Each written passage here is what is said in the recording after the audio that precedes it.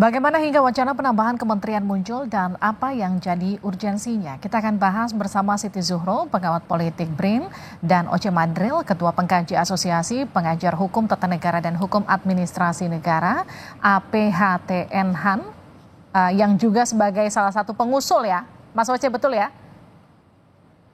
Ya, kami membuat kajian, Mbak Livi. Ada banyak hal yang dibahas di kajian kami. Baik, nanti kita lanjutkan. Mas Oce, selamat malam. Bu Zuhro, selamat malam. Selamat malam, Mbak Livi. Nah, sekarang baru mulai saya bertanya ke Mas Oce. Mas Oce, jadi apa yang mendesak atau yang mendasari usulan jadi 40 kementerian? Koreksi saya kalau salah. Ya, sebetulnya di Asosiasi Pengajar ATN-HAN kita membuat sebuah kajian ya sebagai rekomendasi dari konferensi nasional yang dilakukan pada September 2023. Kemudian juga kajian itu dibentuk dan dilakukan oleh asosiasi dengan menunjuk sebuah tim dan hasilnya itu didiskusikan bersama dengan pengurus-pengurus daerah dari 35 provinsi dan ditetapkan di Rakernas.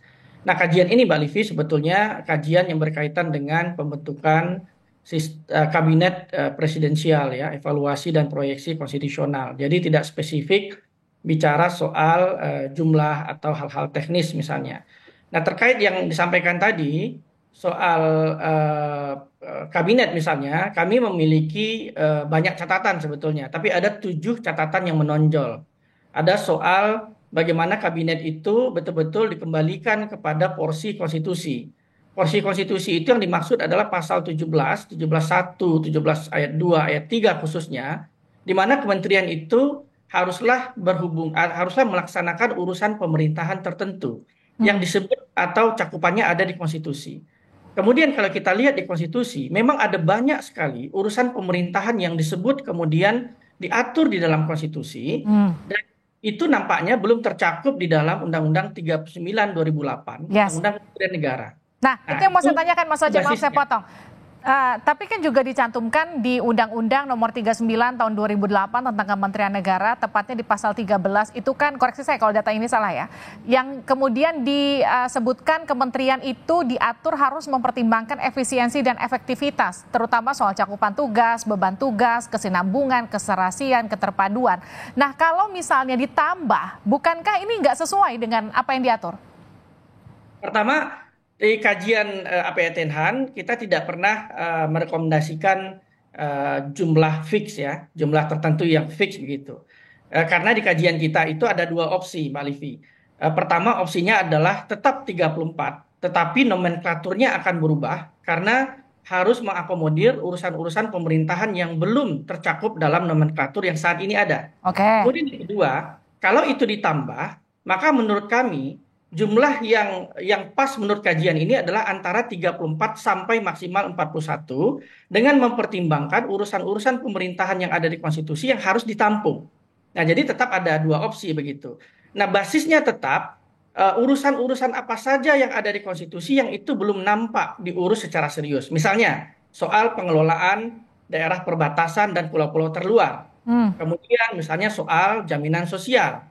Kemudian misalnya soal perpajakan dan penerimaan negara. Memang ada beberapa urusan yang menurut kami ini harusnya diurus secara lebih serius pada tingkat kementerian, karena urusan-urusan itu disebutkan secara jelas di konstitusi dan nampaknya sekarang itu belum tercakup tugasnya di dalam nomenklatur kementerian yang ada saat ini. Nah, Mas Jadi Oce, kalau nanti skemanya 34, maka nomenklaturnya sebaiknya dirubah supaya urusan-urusan misalnya pengelolaan perbatasan dan pulau terluar itu tercakup. Itu contohnya.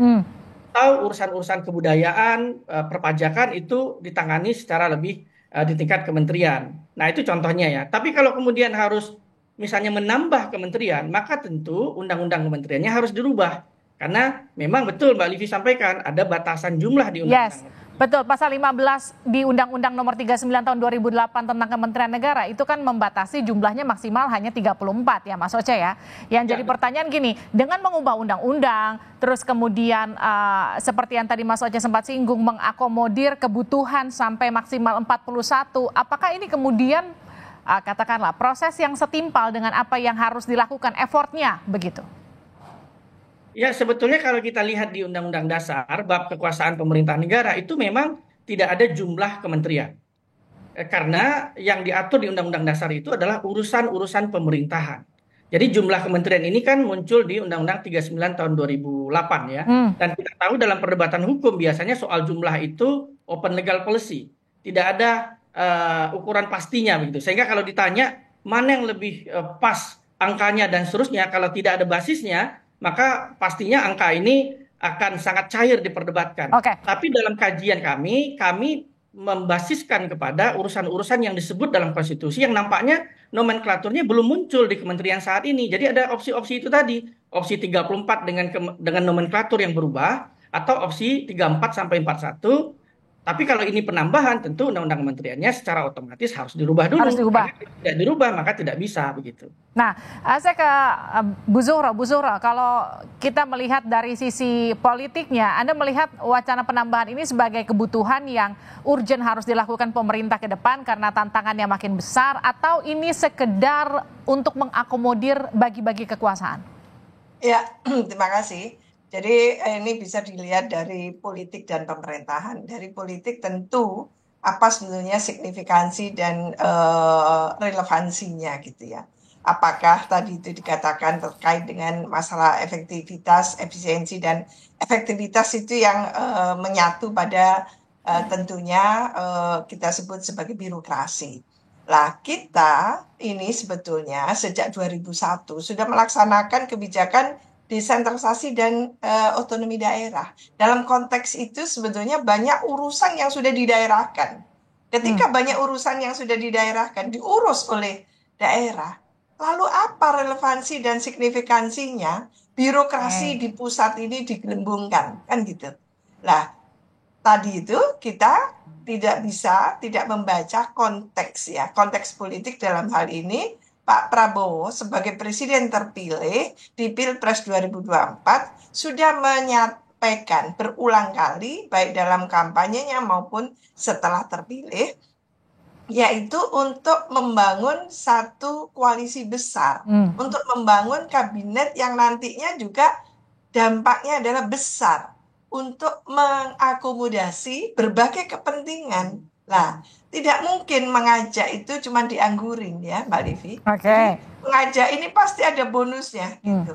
Nah, ini yang nantinya kita itu kan sudah punya Grand Design Reformasi Birokrasi Nasional 2010 sampai 2025 gitu ya. Artinya apa? Kita sedang mengupayakan Indonesia itu masuk ke birokrasi kelas dunia gitu.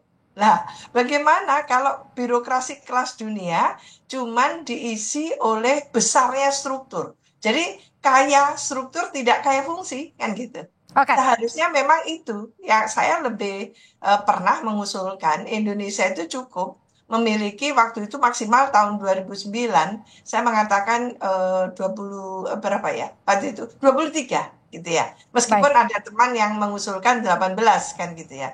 23 dengan kementerian KL apa yang bisa disatukan, mana yang bisa dihapuskan dan sebagainya. Baik, gini Bu Zuhro, kemarin kita juga berbincang di Sapa Malam dengan politisi Partai Gerindra Andre Rosiade yang kurang lebih pernyataannya tuh bicara soal tantangan ke depan bangsa Indonesia dipimpin Prabowo Subianto juga tentu butuh dukungan dan juga support kementerian yang mungkin saja komposisinya lebih besar. Meskipun ini belum dibahas di tim Prabowo Gibran begitu.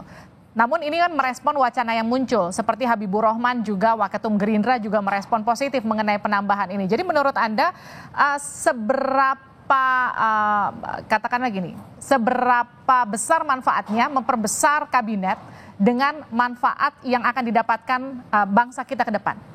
Iya, kalau kabinetnya Tambun ya nanti itu, apakah bagaimana mengelola kabinet Tambun itu ya. Jadi apakah akan berkorelasi positif serta-merta akan positif terhadap terbentuknya good governance. Karena di Indonesia ini yang diperlukan adalah sebetulnya zakon kabinet tadinya itu. Kabinet profesional betul gitu ya. Untuk mengejar ketertinggalan kita menuju 2045. Kan itu asumsinya, argumentasinya. Tapi begitu fragmentasinya luar biasa, birokrasi kita. Tidak hanya jumlah kementerian lembaga gitu. Tapi di internal, di dalam birokrasi itu masih eselonisasi dan sebagainya, dipangkas di sini, ditumbuhkan di sana. Kita yang lalu itu menyedikitkan istilahnya, meminimalisasi di eranya Pak SBY itu jumlah wakil menteri. Tapi di eranya Pak Jokowi luar biasa itu. Jumlah wakil menteri itu tambah banyak dengan alasan apapun kan gitu. Nah, sekarang akan dibesarkan.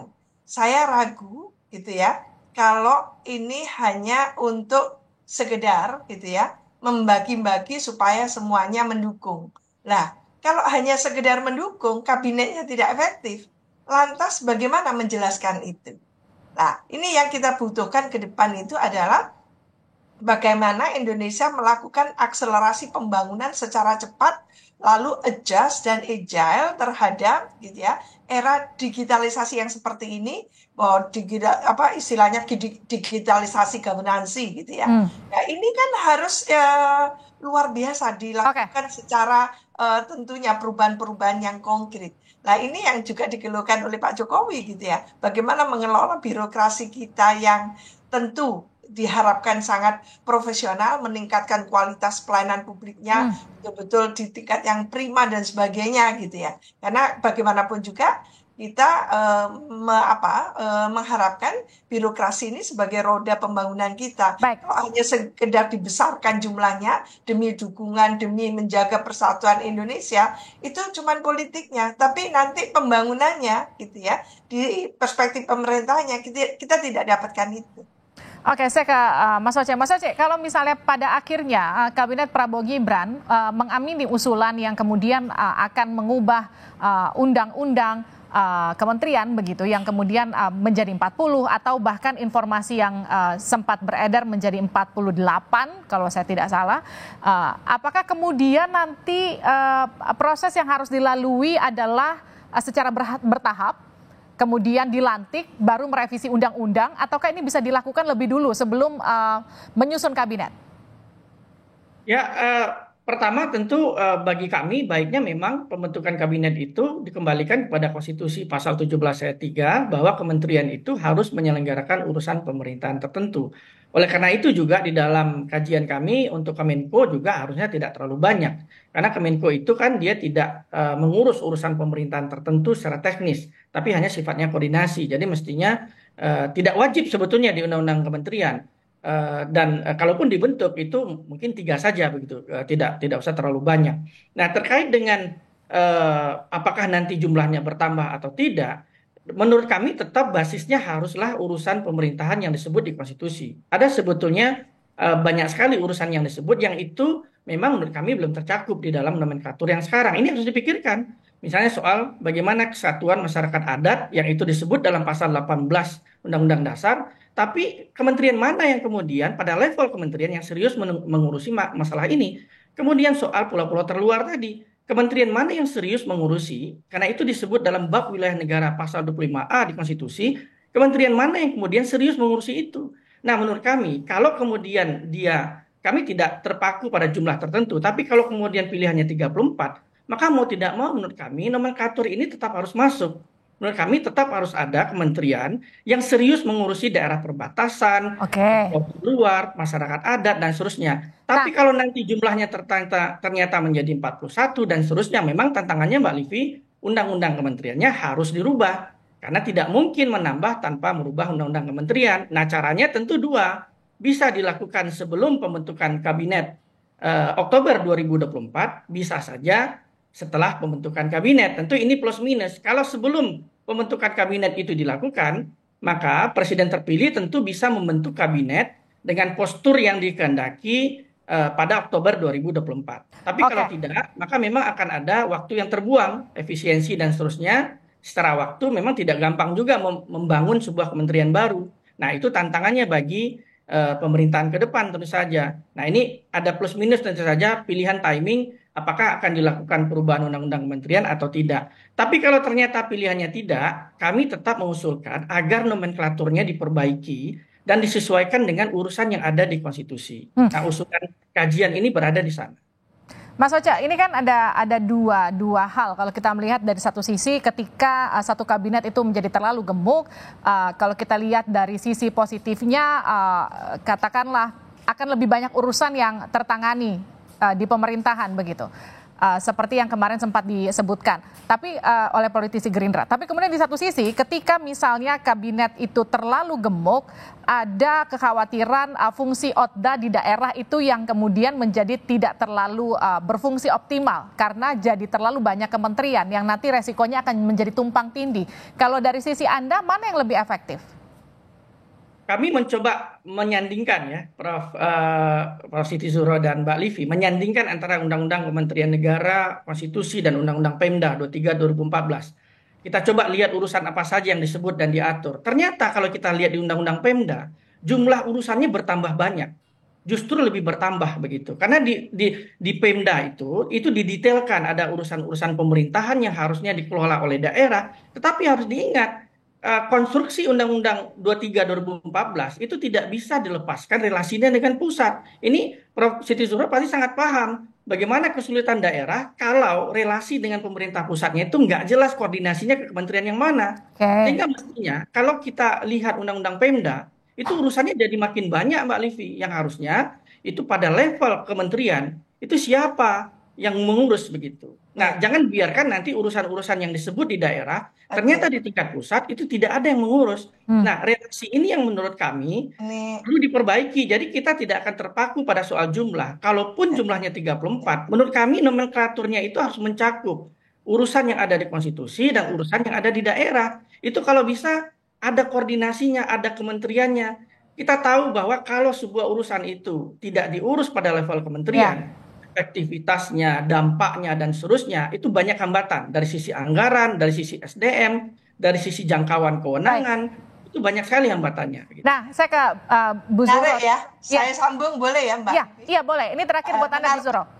Silakan. Menarik sekali poin yang bisa dijelaskan terkait dengan daerah perbatasan tadi. Kebetulan kami memang melakukan penelitian, mungkin ini tahun ketiga ya, Mas Oce, itu tentang daerah perbatasan tadi itu. Untuk sementara ini kan ada BNPB ya. BNPB satu contoh yang mengkoordinasi gitu ya, kementerian lembaga untuk melakukan mengeksekusi program yang ada di daerah perbatasan. Apa yang terjadi? Sebetulnya Undang-Undang Otonomi Daerah, Pemerintahan Daerah 23 nomor 23 tahun 2014 dan juga mengacu juga pada Undang-Undang 43 tahun 2008 ya, wilayah negara ya. Itu sebetulnya belum terjadi harmonisasi, maka yang terjadi adalah ketergantungan daerah terhadap pusat. Tadi disebutkan ada urusan yang menjadi kewenangan. Jadi urusan yang menjadi kewenangan daerah itu tidak hanya wajib, tapi juga ada urusan pilihan. Dan itu belasan jumlahnya. Nah, dalam konteks itu memang saya sangat mendorong gitu ya, agar bagaimana daerah-daerah ini membangun itu kan istilahnya membangun Indonesia dari daerah. Nah, kalau itu halnya memang itu yang harus diprioritaskan. Termasuk bagaimana ketika kita punya Kementerian Desa. Nah, tidak mungkin kan ke depan kita punya Kementerian Kabupaten atau Kementerian Kota, bukan itu. Esensinya bukan itu. Tapi siapa yang ngurus yang betul-betul memiliki gitu ya payung hukum yang kokoh. Jadi bukan hanya mengkoordinasi seperti yang terjadi pada BNPB untuk mengkoordinasikan pembangunan yang ada di daerah. Tidak bisa. Jadi daerah-daerah perbatasan dengan karakteristik kekhasannya, baik itu yang kepulauan maupun daratan, itu memerlukan gitu ya, satu ketangkasan mereka sendiri, kemandirian mereka untuk sesegera mungkin membangun. Tidak harus menunggu-nunggu bagaimana koordinasi dari pusat dan sebagainya. Nah ini ya patut untuk diperbaiki ke depan, Mas Oja Madre, menurut saya yang itu yang perlu ya diperbaiki dan difokuskan. Karena kalau menurut saya tidak mungkin membangun itu hanya pusatnya saja kayak di ibu kota saat ini ya. Jakarta masih ibu kota katakan gitu ya. Terima kasih. Maka kita memang memerlukan daerah-daerah itu dibangun. Baik, terima kasih Bu Zuhro, terima kasih juga Mas Oce sudah bergabung di Sapa Indonesia Malam, sehat-sehat selalu.